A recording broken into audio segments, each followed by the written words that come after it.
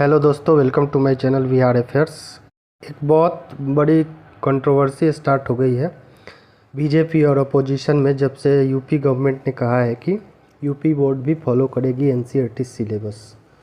हालांकि हर state board follow करती है, इवन इंडिया का हर एग्ज़ाम यूपीएससी हो या स्टेट पीसीएस हो या नीट का क्वेश्चन वहीं से होता है, हम लोग भी पढ़ते हैं, मतलब स्टैंडर्ड वहीं से लिया जाता है।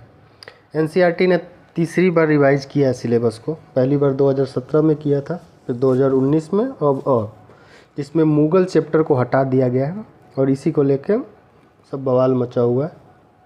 और भी बहुत चेंज हुआ है, आगे हम लोग बात करते हैं। और ये तो सही है कि मुग़लों को ज़्यादा ग्लोरीफाई किया गया है, आपने भी पढ़ा होगा, सब ने इतिहास की बात की है, तो अगर इतिहास की बात है तो सब होना चाहिए। ये मेरे पॉइंट ऑफ व्यू है कि रामायण महाभारत ये सब भी इतिहास है। और भी इंडियन रूलर हैं जिनका बहुत कम पढ़ने को मिलता है, जैसे चोलाज हैं और विजयनगर किंगडम है। हालांकि मिलता है, लेकिन जो विस्तृत वर्णन होना चाहिए वो ज़्यादा नहीं मिलता है। और सब भी, हालांकि गवर्नमेंट जो कर रही है और उसका तर्क भी दिया जा रहा है कि सिलेबस को रेशनलाइज किया जा रहा है, तो ये चेंज हुआ है। और क्या चेंज हुआ वो भी देख लेते हैं।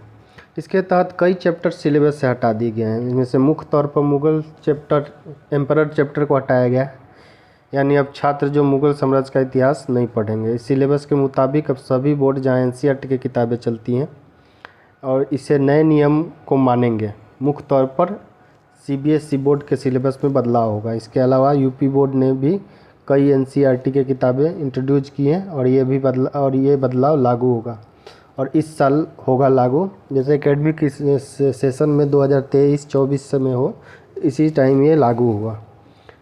और एनसीईआरटी के मुताबिक किंग्स एंड क्रॉनिकल्स और मुग़ल दरबार जो 16वीं और 17वीं शताब्दी थी, इतिहास का किताब में themes of India history part 2 से हटा दिए गए हैं।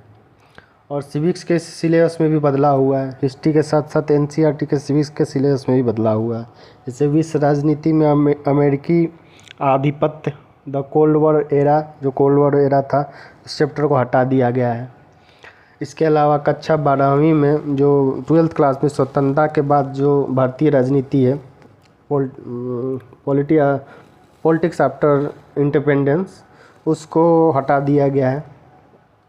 फिर लोकप्रिय आंदोलनों का उदय और एक दलीय प्रभुत्व का युग, ठीक है, तो ये सब अध्याय हटा दिए गए हैं। 10वीं के सिलेबस में भी कुछ बदलाव हुआ है। 12वीं के साथ साथ एनसीईआरटी ने 10वीं और 11वीं की भी कुछ किताबें हटाई हैं, जिसमें क्लास 11th की text book themes in world history से सेंट्रल इस्लामिक लैंड्स हटा दिए गए हैं।